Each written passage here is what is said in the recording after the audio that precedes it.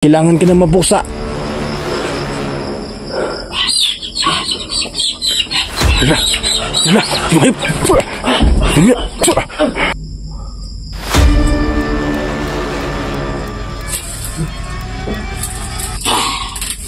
Ano yan?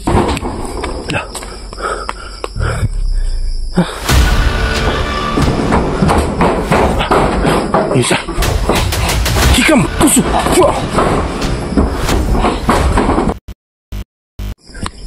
Hello guys, kamusta? So ito na po tayo. Muli naman po tayo nagbabalik sa larangan na pag-i-explore. At sa nagsabi sa akin kung nasaan na po tayo. So humingi talaga ako ng pasensya sa inyo mga idol. Dahil po nagkasakit po tayo ilang araw. Pero nga, sabi sa inyo na babalik po tayo. So ito, pumunta ako dito sa isang kubo. Kasi yung istorya dito, yung mga hayop kagaya po ng mga aso at kambing dito po ay kinatay na hindi pa alam sa may-ari nito kung ano yung nilalang. So try natin dito na matulog muna tayo dito at mag-abang tayo sa kung ano mang tarating dito. So mga idol, sana po humingi ako ng tulong sa inyo na sana po talaga ay hindi po kayo mag-skip ng ads, lalo na po sa mga solid natin. Please naman po sana mga idol. So huwag natin tatagalin to at dito muna tayo sa duyan. So tara, let's go.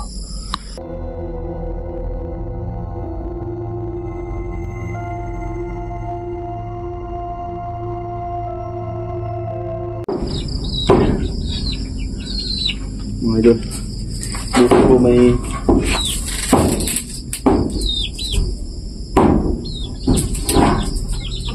laka. Yung flashlight natin mga idol, sira na po.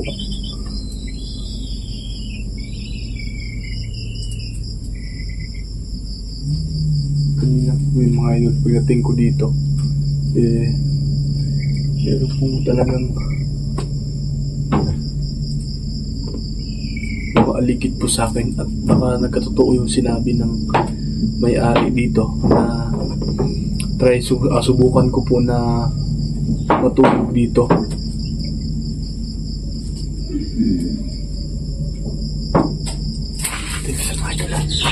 Lagay ko muna yung ano.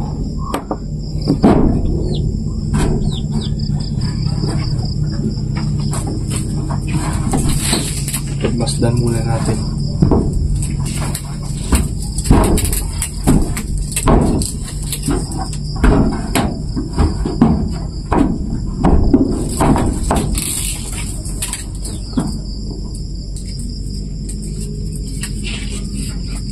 Meron akong nakita naman lang sa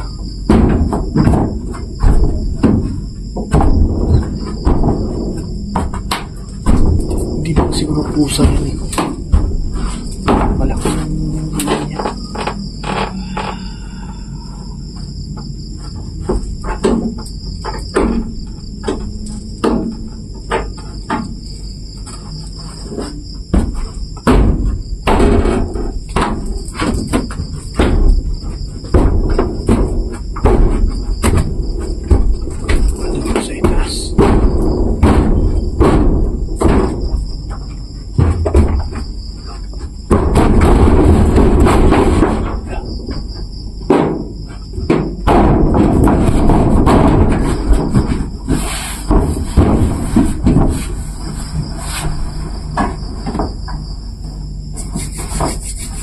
Kahit ano po yung makiramdam natin, pero kaya natin makipagsabayan at makipaglaban ngayon.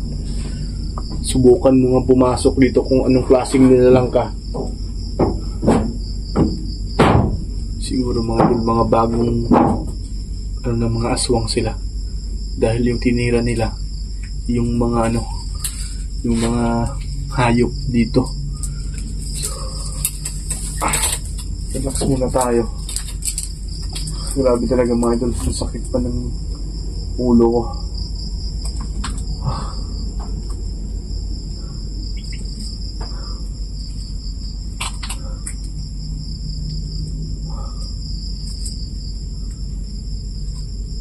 Ano yan?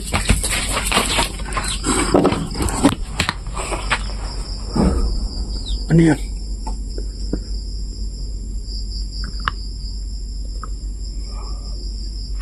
Idol.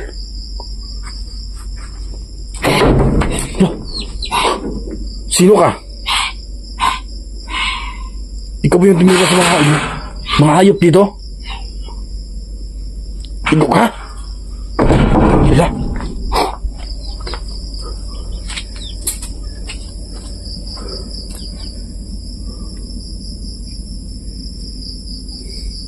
Walang hiya, isa kang aswang.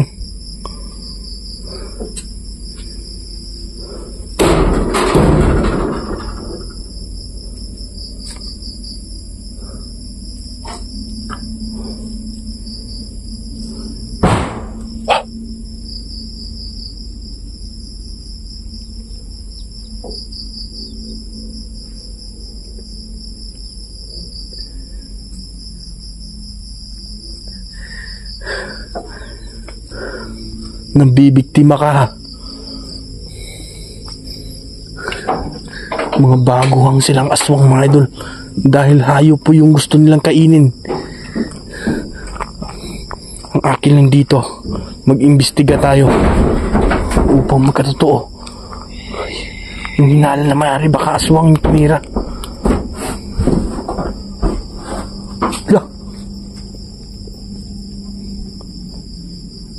Baguhan kang aswang, no?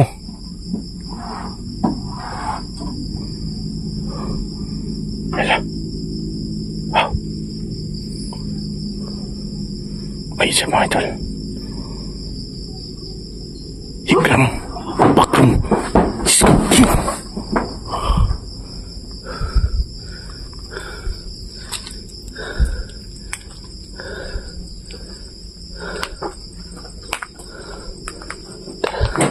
Ikutin natin dito.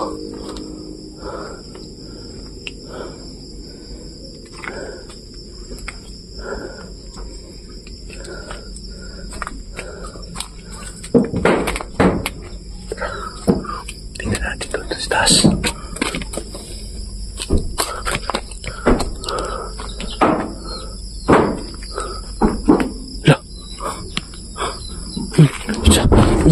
Isa. Tara, tingnan natin. Wala.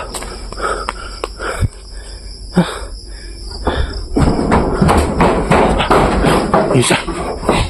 Hikam, puso. Sobrang bangis mo niya. Wala. Pabantayin natin siya para bumaba siya dito, mga idol. Ang baguhang aswang. Yun siya, mga idol.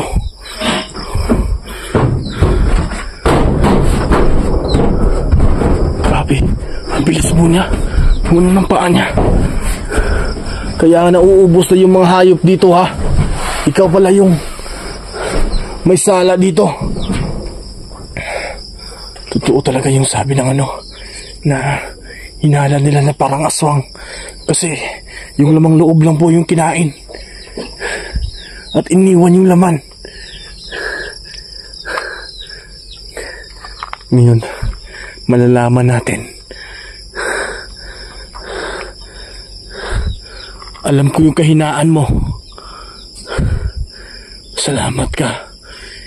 Hindi pa ako masyadong magaling ngayon. Dahil may sakit ako.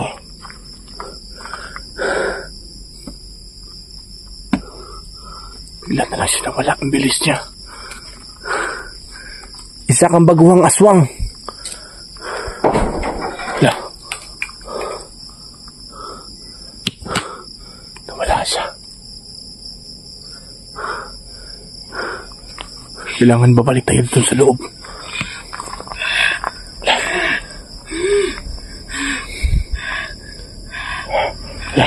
Grabe yung expression ng mga idol. Isa ka palang baguhang aswang. Kailangan ka na mabusa. Wala.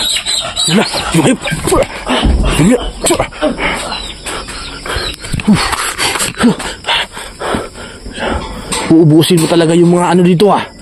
Uubusin mo.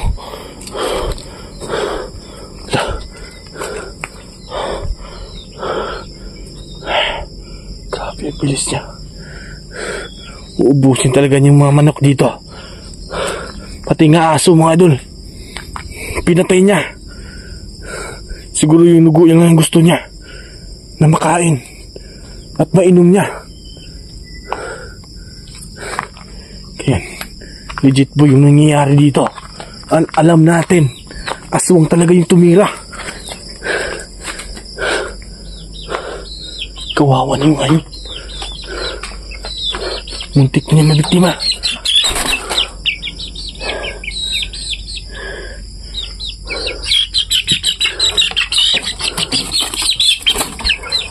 Ito na lang po yung natira. Yung mga laki o pinahain niya.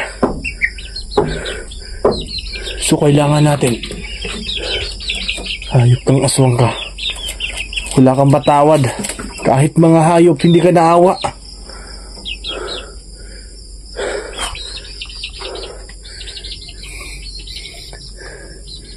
First time ko kasing pumunta dito mga idol dahil nirequest po tayo na kung ano ba talaga yung tumira sa mga hayop nila. So ngayon, alam natin or nakita na natin yung salarin. Mga aswang. Baguhang aswang sila. Dahil uhaw na uhaw plus sa mga dugo. Kung magtagal sila mga idol, yung mga buntis na titirahin nila. Lagay ko muna mga idol.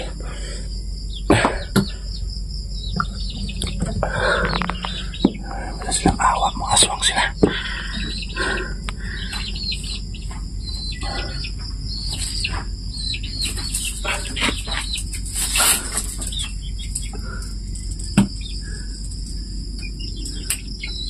Hindi na po kasi tayo mga idol eh. Layas dre, hawa dre.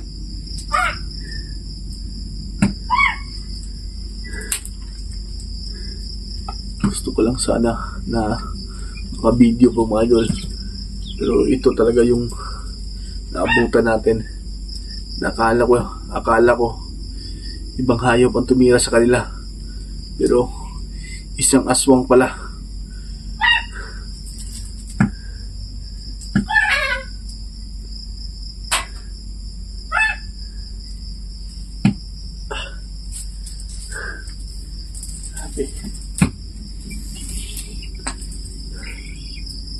Parang hindi ko pa kaya na magbalik islo. Pero ito, nandito na tayo. Pero huwag kayong mag-alala mga idol. Babalik tayo dito kapag maging malakas na tayo. At huhulihin po talaga natin. Mas ano pa, mahuli natin yung mga baguhang aswang. Dahil madali lang po silang gamutin. Pero kapag matagal na sila, mahirap na.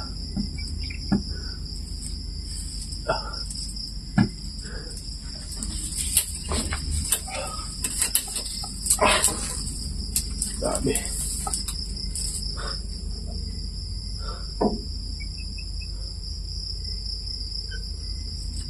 Hindi pa kayo naawa sa mga hayop dito.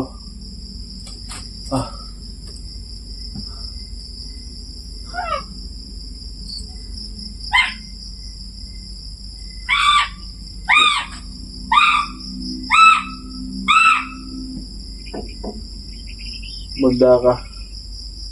Babalikan kita dito.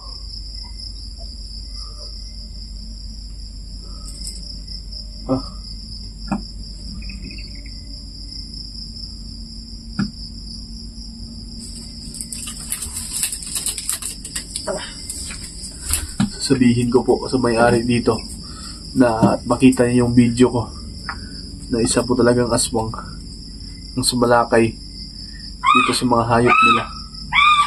Yan na, medyo nagpapalayo na siya sa atin mga idol. At istorbo sila dahil kung hindi tayo dumating dito, biktima na naman yung mga maliit na mga manok.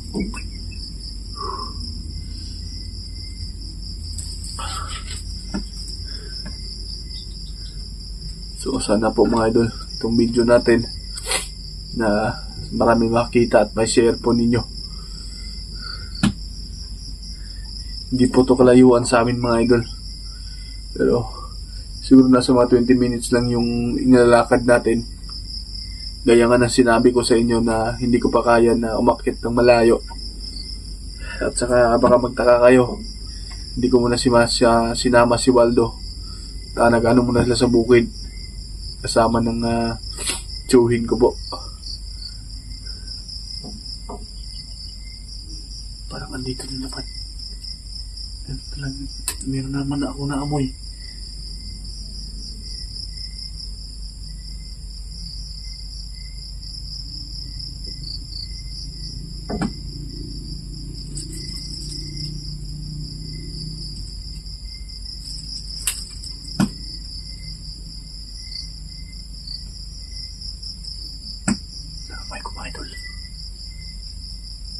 Mapakuha silang aswang pero sobrang baho na nila.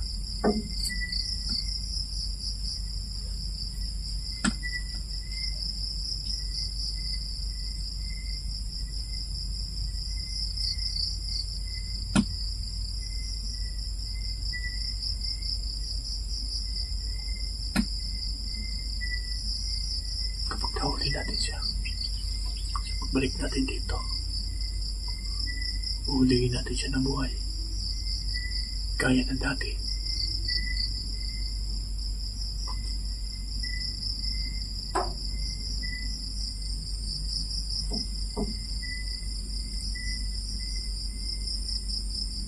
Gagawin natin ang lahat para po mapukusan na yung mga aswang.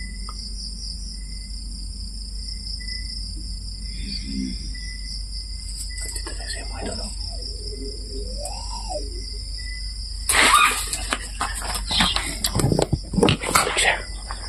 Balik siya.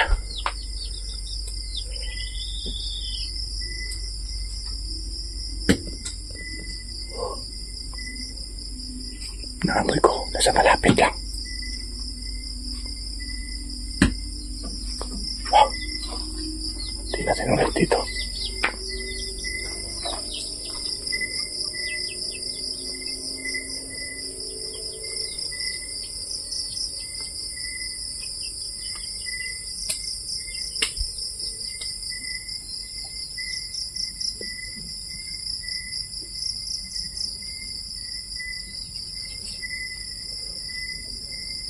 Uhuli natin siya. Babalikan natin siya dito, mga idol.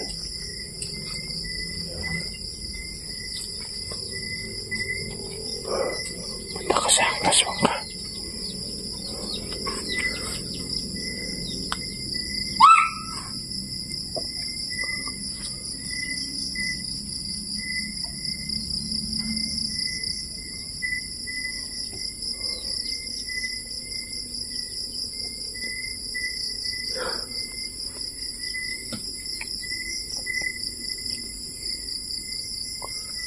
Meron po tayong gagawin dito. Pabalikan na lang natin, mga idol. So, pabalikan na lang po natin dito, mga idol. At meron tayong gagawin dito sa kanya. Kasi manda ka sa aking aswang ka. Meron akong gagawin sa'yo.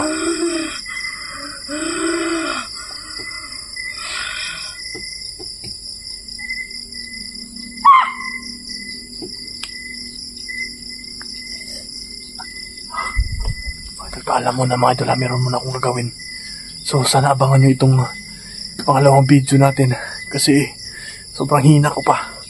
So mga idol, salamat sa inyo at sana hindi po talaga kayo mag-skip ng ads. No? Malaking tulong sa akin yan. Malaking bagay. So paalam mo na mga idol ha.